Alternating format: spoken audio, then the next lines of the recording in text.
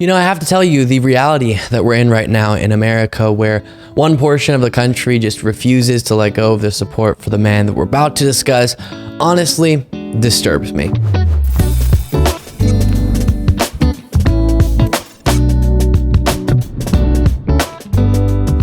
We have so much to go through in this story, all of it super important, so stick around for it. I want to start with some reporting that was put out by the Washington Post that outlines just how many people who previously worked for Trump are now saying he can never be president again. It's titled, "Many former Trump aides say he shouldn't be president. Will it matter?" And the answer, unfortunately, for a lot of Americans is no. It's not going to matter. But diving into some of this reporting, you get a new quote from Trump's former chief of staff, General John Kelly, that reads, quote, "What's going on in the country that a single person thinks this guy would still be a good president?" This is Trump's former chief of staff. When he said the things he said and done the things he's done, Kelly said in an interview, "It's beyond my comprehension he has the support that he has." Kelly, a retired four-star general, said he didn't know what to do or what he could do to help people see it his way. Quote, "I came out and told people the awful things he said about wounded soldiers, and it didn't have half a day's bounce. You had his Attorney General Bill Barr come out and not a half a day's bounce. If anything, his numbers go up. It might even move the needle in the wrong direction. I think we're in a dangerous zone in our country," he said. And John Kelly mentioned there the fact that he came out and told the pro-military party that their dear leader called wounded soldiers and POWs suckers and losers because there was, quote unquote, nothing in it for them. He told the country that Trump didn't want to be seen with amputees because it didn't look good for him. And the supporters of Trump just didn't and don't care. A four-star general is publicly saying that Trump is viciously disparaging to those who give everything for our country. And that backs up previous reporting about other people hearing those same remarks. And they just don't care. It is actually disturbing. What on earth would actually have to happen for his hardcore supporters to stop supporting him? I don't think we took literally initially Trump saying that he could shoot someone on Fifth Avenue and his supporters would be fine with it and he wouldn't lose a single supporter. But I think that is literally true potentially. For the first time in American history, Trump, as the sitting president, tried to block the peaceful transfer of power. He's a civilly liable rapist. He was found liable for business fraud. He's been indicted 4 times, called for the termination of the Constitution, all of these different things. But he's going to destroy his competitors in the Republican primary. I cover this every single day and still I'm baffled by it. And how do you see all of these people who worked loyally alongside Trump, who Trump would say were trustworthy and respected people, and they're now saying this guy can't become president again, and believe, yeah, they're all lying?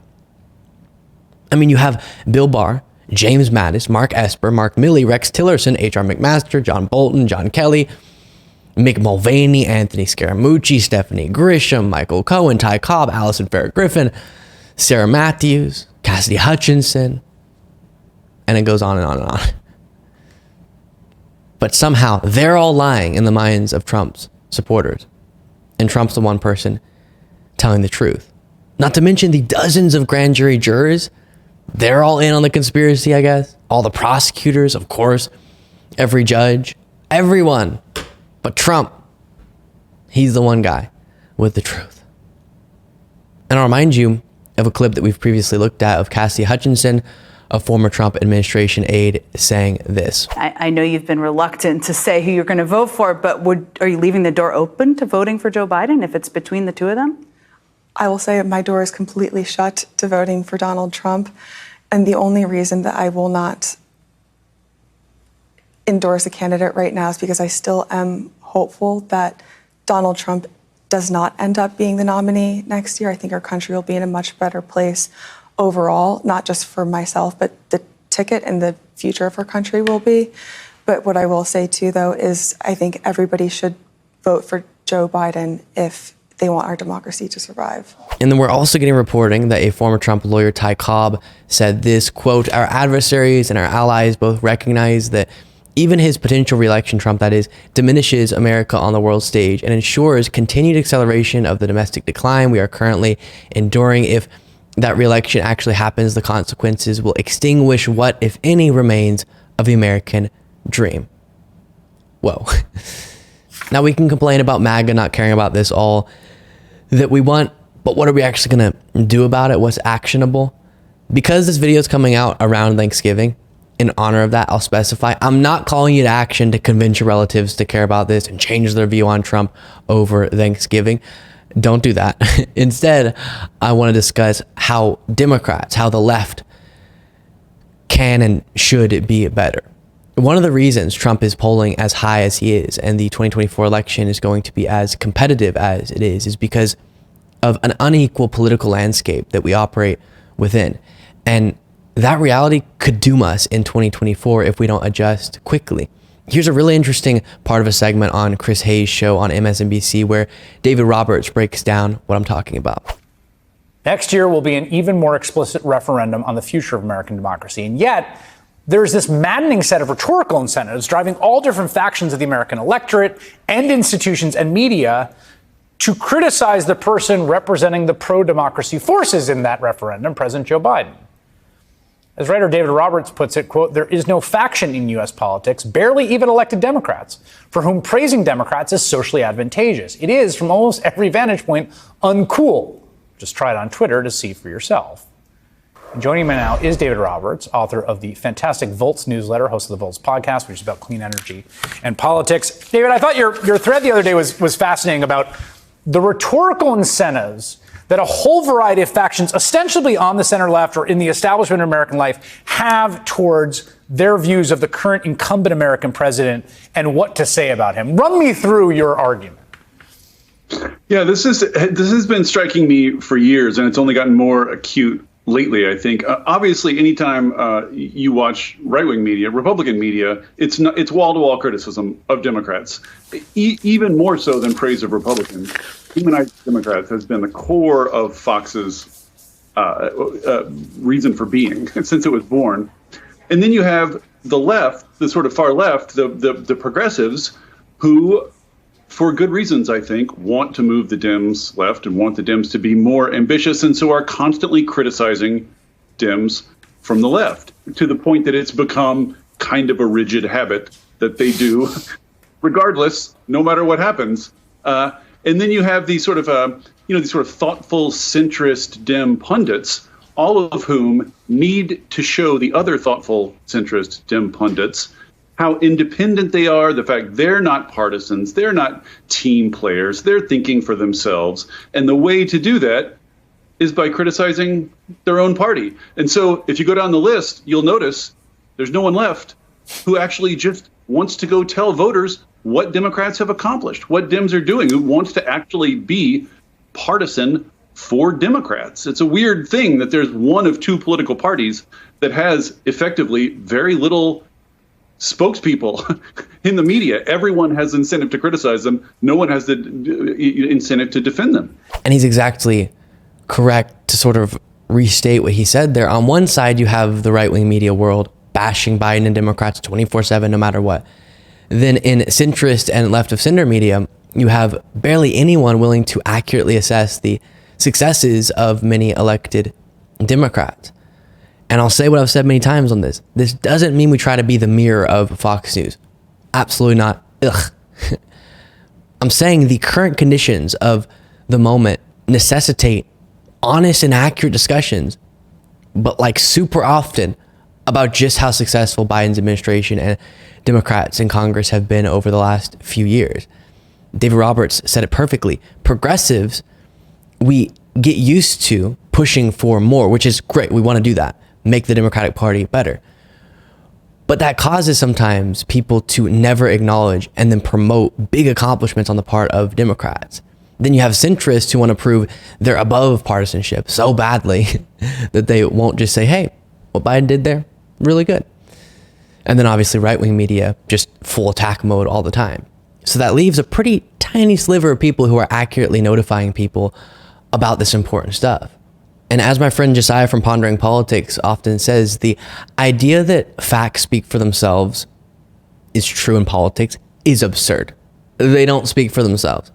We have to raise awareness about facts. And we can't be needlessly kneecapping the pro-democracy side of this election because whatever, we want to prove just how independent and pure we are.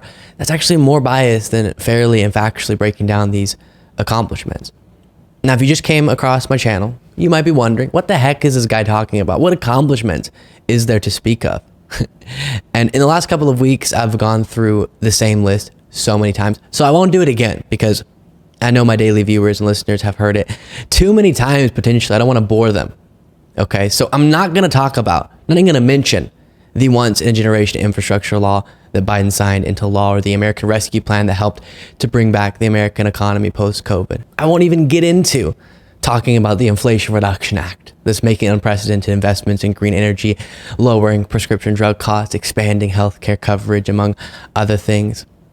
I refuse to mention the PACT Act, the Expanded Veterans Healthcare, or the CHIPS and Science Act that's investing in American manufacturing. I don't want to bore my daily viewers and talk about the student debt relief that's been historic, or the protection for marriage equality, or the fact that Biden did what his predecessors were afraid to do and ended America's longest war. Other presidents knew that was going to be a disaster and would hurt them politically, thus they didn't do it. Biden got it done. It was a disaster, but we knew it would be. Again, that's why other presidents avoided doing it, among other reasons. I know you don't want to hear about the economic recovery that way exceeded expectations, the fact that the economy is back to a strong condition after an unprecedented pandemic and economic downturn. By the way, if you're interested in that, find a video on the channel titled OMG, Trump Releases Disturbing Video on True Social. And in that video, I break down the economic superiority of Biden versus Trump. Trump took over a good economy and then didn't mess up economic trends until COVID. Biden took over a bad economy and brought it back to life. I'm just not going to get into any of those things. I'm not going to tell you about that list again or the fact that all that happened with a razor thin margin in Congress. Just not even going to get into that in this video. But if commentators who are not right wing are honest, they would tout those successes more often. And all the other ones, like Biden's incredible record on labor, his NLRB. Everyone knows Biden's 81. Okay, we get it. There's been about 2 billion stories about that. No one else needs to be notified of that fact. But a lot of people need to be notified about the facts that I just walked through and all the other stuff we talked about in the past as well. That's why I go over them so often. There is a strong fact-based case to be made that Biden is the most effective president in the last 50 years. And most people out in the world that I've said that to initially laugh or go, no, because the media is failing to discuss it. But then you walk through the facts and people are quickly convinced. And when you show the policy record of Biden and discuss that with people, we talked about that poll where his approval rating increases. People see him more favorably. Obviously, it takes being notified of this information. And by the way, I think a lot of people feel like touting the successes of Biden's economic recovery and his policies means you're invalidating people's feelings about their own economic pain. Not at all. We just have to have these conversations in a nuanced manner. What was the context in which Biden took over? What did he have the power to do? And then what did he do? And how did that turn out? And when you do that analysis, you realize there are, of course, still a lot of problems that need to be addressed. And also, Biden's presidency so far has been really successful. Now, there is increasingly a discussion going on in the media, which I'm happy to see, about how the feelings about Biden's handling of the economy don't line up with the economic metrics we typically use to judge such a subject. You have headlines like this from CNN, why Biden's strong economy feels so bad to most Americans. And there are a lot of factors, of course, post-pandemic shock. I do think media coverage plays into it, and then also the higher prices due to inflation that was an economic aftermath of the recovery efforts because of the pandemic. By the way, a lot of that happened under Trump, and luckily inflation is slowing rapidly, and the US has been experiencing less inflation than other comparable economies, all things we've discussed many times in the past. So clearly Biden isn't making it worse than it would have been otherwise, potentially making it much better.